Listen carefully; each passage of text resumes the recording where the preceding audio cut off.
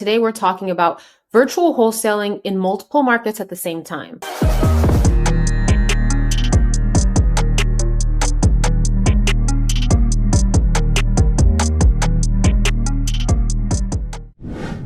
Hey guys, it's Toddy, aka Toddy Virtual. I'm super excited. Today, we're talking about virtual wholesaling in multiple markets at the same time. I want to express to you guys the importance of knowing the key factors you want to pay attention to, the differences you're going to find in different markets, what's going to be the same in every market, no matter where you go, and the nuances between buyers and sellers in all of these different markets. Make sure you stay till the end because I'm going to give you a great spreadsheet that's going to help you figure out multiple markets, the best markets for you to start your virtual wholesale business in. Let's go. So first, let's start with what's going to be the same no matter where you go. A couple things that are going to be exactly the same no matter what market you choose is your process in which you compare recently sold comparable properties and the way that you make your offers to sellers, no matter what market you're in. Those two things are always going to be the same. The way that you compare properties when you talk about whether you use price per square foot, whether you use similar bedrooms, bathrooms, square footage within a 0.5 mile radius, whatever you're doing, when you comp across markets, you want to use the same strategy. We're going to talk about the differences in this later on in the video, but it's really important to remember your process should always be the same. The process to compare, the process to research different comparables in different markets is always going to be the same. I'm going to do a full video of how to run comps in any market, especially virtual markets, small, medium, secondary, and tertiary markets. But the process that you do this, the software you use, the systems you use, all of that will be exactly the same. The second thing that's going to be exactly the same is the way that we make offers to sellers or the way that we talk about price, the way that we negotiate, that's always going to be the same, no matter what market you're in. You might speak a little different, use a little bit different slang, but you're always going to follow the exact same sales process, no matter what, in every market. It's very important that you don't change these two things because if you do, if you think, oh, this area is cheap, so I'm going to change my approach. This area is expensive, so I'm going to change my approach. You're not going to be able to actually track what you're doing and see if it's successful or not. And you're not going to have consistent results because you're doing something different in every market, thinking you're being smart or thinking, hey, this market is different, so let me go 2 miles out or 3 miles out instead of sticking to the script of how we compare properties. And again, I'm going to go full in depth with that, but honestly, it's better to go further back in time than to go further out in area at times. So we're going to deep dive into all of that, but I want you guys to just keep in mind the way you look at comps and the way you make offers to sellers. It should be a sales process and it should be the same every single time, no matter what market you're in. Super important. Now, let's talk about some of the things that are very different. If you've ever been to Las Vegas, I'll use that because it's my hometown. Las Vegas, for example, you'll know that most of the homes are newer. They don't have basements. They're built very differently. They have stucco exteriors versus the first market I ever chose for my virtual market, Cleveland, Ohio.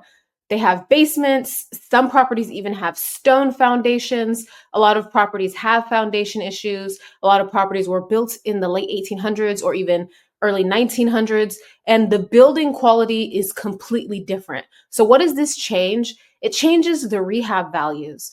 A lot of people like to use these basic rehab value estimator charts, which is fine. And I totally understand why you want to use that, because if you've never actually renovated a house, it's very hard to figure out what materials and labor costs. But when you start in a new market, it's very important to figure out what typical costs of labor and materials are in there. And it's as easy as doing a Google search. You can Google search cost of window replacement in Cleveland, Ohio, cost of window replacement in Las Vegas, Nevada. It's going to give you an average, and it's probably going to be on the higher end of maybe calling an actual company offline versus finding subcontractors and managing the job yourself. But you'll see that the prices are vastly different. You can go to Home Depot and put in the zip code that you're looking in and actually search Home Depot stores and look at what is the pricing of trim. If you've never done a renovation and you're looking at a rehab chart, you might see something like an 1,800 square foot house costs about $40,000 to renovate cosmetically. If you've ever renovated an 1,800 square foot house. In Las Vegas, you might get away with 40,000. But if you've done something like that in Cleveland and the house was in 1910, it's probably going to cost every bit of $80,000 to fully renovate cosmetically a house like that. You really need to take some time understanding the quality of build in that area. In some areas, it's a very high quality build and a high quality finish. In some areas, they're painting wood floors and putting rentals on the market. These are so important to look at. You have to look at the differences in prices of labor, prices of materials, and the difference in the quality of build and the quality of finishes in any market you're in. That's going to highly determine the amount of money an investor has to spend to renovate the property, the ease of access to labor and to help to actually get those things done. And all of that is going to go back to the price a buyer is willing to pay for a property. If you're giving Las Vegas rehab values in Indianapolis, Indiana, in a house that was built in 1935, you're not going to sell that deal. And buyers are going to look at you like you're kind of crazy. Where are you getting your numbers from? This house is going to cost way more than that to renovate. And they start to lose trust that you even know what a good deal is. And then you start losing buyer interest when your emails come in. They're not really paying attention when your texts come in. It's like a little bit of a nuisance versus, hey, I'm excited. This person has great deals. I'm going to open their emails. I'm going to respond to them. I'm going to make sure I keep getting deals from them because they're a good wholesaler versus this person does not know their numbers and I'm going to ignore all their emails and texts now unless I see something that is like $10,000, $20,000 and looks like a no-brainer steal, which you don't want to become that person in the market that people just write off. So the real question is, how do we do this? How do we wholesale in multiple markets at the same time, given all these different factors? Well, the most important thing is don't jump into multiple markets right off the bat. Choose one market, be consistent in that market, get deals in that market, and learn these factors that we talked about. What areas buyers like to invest in, what type of properties they like to invest, and why. Why and how do they invest? Are they buying flips? What price points are they buying rentals? What price points are they buying flips? Understand how investing works, understand how real estate works, how the market works first, and then it'll be a lot easier to jump into different markets as you find, hey, we need to pull more leads. Hey, we need more lists. Hey, we need more fresh data for these cold callers. We've been in this market for 6 months and we have 600,000 records in this one market. Let's add a second market. Well, if you actually have done that, you're going to have more than enough reps in to realize what the important things are in that first market to just duplicate what you did in that second market. So for example, when I first started off in Cleveland, Ohio, I did about 13 deals there and I chose the 2 hottest zip codes and I literally just stuck to those zip codes. All 13 of my first deals were all in the same 2 zip codes. Once I understood those zip codes and why people liked to buy there after having so many conversations with sellers, so many conversations with buyers, I realized those elements of cash flow, appreciation, a decent neighborhood where they weren't worried about their houses deteriorating or the worst tenant quality where their houses are going to be in shambles. Some people wanted to invest specifically in Section 8 properties. So the types of rehabs they were going to need to do for those properties were going to be a little bit more intensive because they would have to pass inspection. And there also is a bunch of people who want to invest because they want to provide quality housing to type of group that they really care about, like battered women or, mentally disabled group homes. There was so many different buyer types that I was able to realize, oh, wow, this buyer type would pay way more than this buyer type because of their exit strategy, because of how they plan to make money on this property. Once I understood all of that, I was then able to analyze 2 other markets. And at that time, I looked at St. Louis, Missouri, and I looked at Indianapolis, Indiana, because they had a lot of the same elements as Cleveland as far as having these low price, more cash flow areas like we talked about in the last video. If you didn't watch that, check it out because it'll break this down a lot more. If you're wondering why buyers buy, how they buy, check out the last video I posted, but it literally helped me duplicate my processes that I was doing in Cleveland. And I looked at Indianapolis and I looked at St. Louis and I chose St. Louis. And I was able to do 5 deals in the next 2 months in St. Louis with the help of my team, of course. But it was because I duplicated what buyer types we had. And then we went and looked for those buyer types in St. Louis. What 2, 3 zip codes were similar to the ones that I chose in Cleveland. And we looked only in those 2 or 3 zip codes in St. Louis. So in Cleveland, it was the West Side. In St. Louis, it was South City. If you know these cities, you know that I'm super accurate in what I'm saying. I'm telling you guys something that has made us hundreds of thousands of dollars. So I really hope you heed my words. Learn one market. Learn one market, and then you'll be able to wholesale in multiple markets because you're going to go look for the same types of markets. When I jumped into a Dallas or a Florida, it was a completely different experience. I was thrown to the wolves because I had to figure out a new market, a new strategy, new buyer types. People are willing to pay $350,000 for a rental. Why? And around the time Airbnb was super hot and was a buzz, people were willing to pay $180,000 for a mobile home kind of in the middle of nowhere in Florida. Why? These are all things that I had to learn as I went. And when I realized, oh, wow, there's a whole subset of people that would buy this specific type of thing, now all we have to do is reverse engineer that and find more markets for that thing.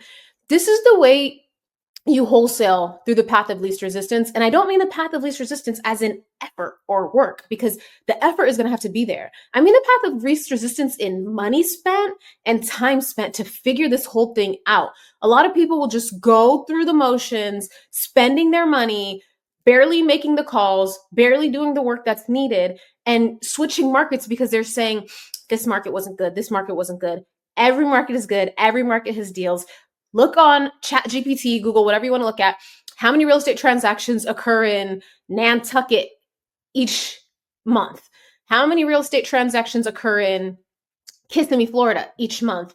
Look at how many transactions are already occurring, and you will stop saying, this is not a good market. There's no deals there. There's tons of deals in every market. There's tons of deals everywhere. You just have to know, what are investors actually looking for?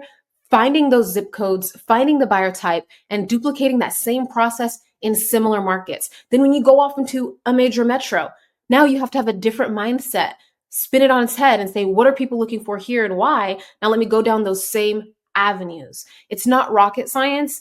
It just takes a little bit of consistency and a little bit of detail when you're doing your research. And then when you're actually calling people, talking to people, it's listening to what sellers and buyers are saying about specific areas and why they think those areas are going up or why they think those areas are good to invest. And then finding similar qualities in other markets. When you're wholesaling in multiple markets, it is important to have some type of sheet for your team to understand that market.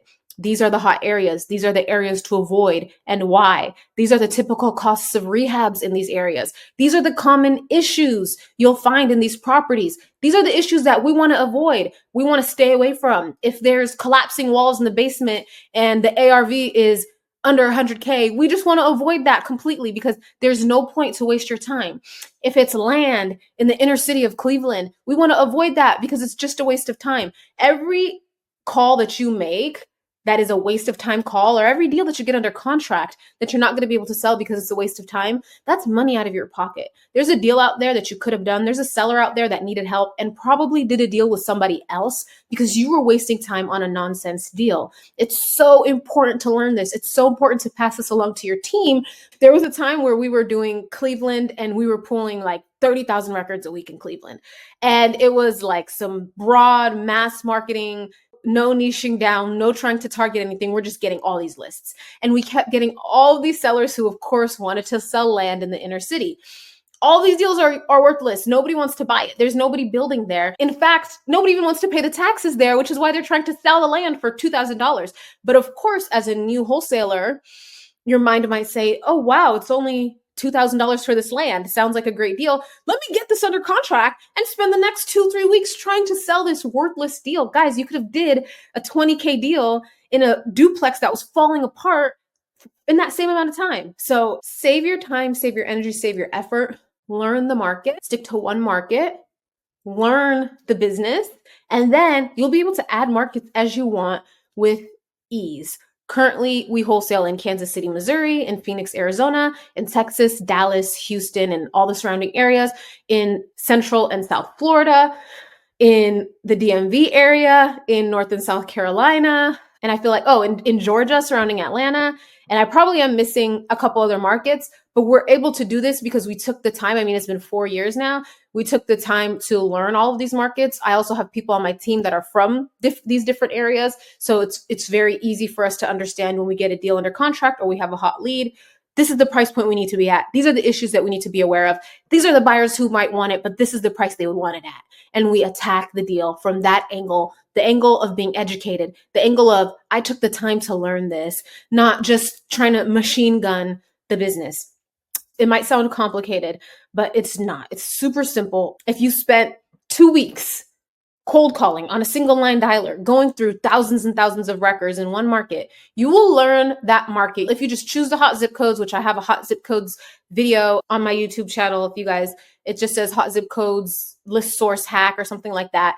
If you watch that video, you'll learn how to figure out your hot zip codes. If you just call a few thousand people from the 2 hottest zip codes like I did, you will be able to learn the market, learn the areas, learn the reasons why people are investing, and you'll be able to take that and actually start getting deals under contract that can sell eventually after you do 3, 4, 5, 6 deals in that market, and you are steadily and consistently finding leads and closing deals in that market. And let's say you hire a couple people and you want more leads in a different market to keep it going there.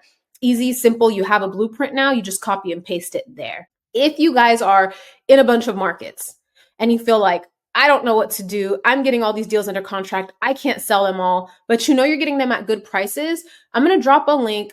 We have a subsect of my team that helps people, experienced wholesalers who are doing at least 3 deals a month, sell your deals. We'll sell your deals for you. You can check that link out. If you're not doing at least 3 deals a month and you need more help and you're like, I don't know even how to analyze these properties, I don't know how to comp, I don't know how to make these offers, I'm going to put another link for you guys. Join Rise Academy.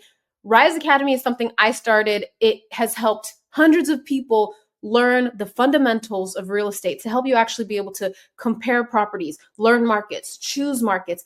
And on top of that, we take it a step further and we'll even partner with you, help you lock up deals, help you sell deals. Click the links, guys. I am here to help you. I've been doing this for 4 years in multiple markets, and it is not easy, but it's simple. It's simple. There's a simple foundation. There's a simple framework that you can copy and paste in every market. You don't have to be doing 20, 30 deals a month to be in multiple markets. You can choose the few hottest zip codes and be in multiple markets as long as you understand the fundamentals of comparing in those markets, finding buyers, finding sellers, and finding the areas people actually want to invest in and learning the nuances of that market. So I'll see you guys next time. But until then, check out all the other videos we have. Check out the resources. Hit the like and subscribe button. And I didn't forget, I'm going to give you guys a free tool to help you analyze and research your virtual markets. That'll be linked below as well. I love you guys. Have a great day.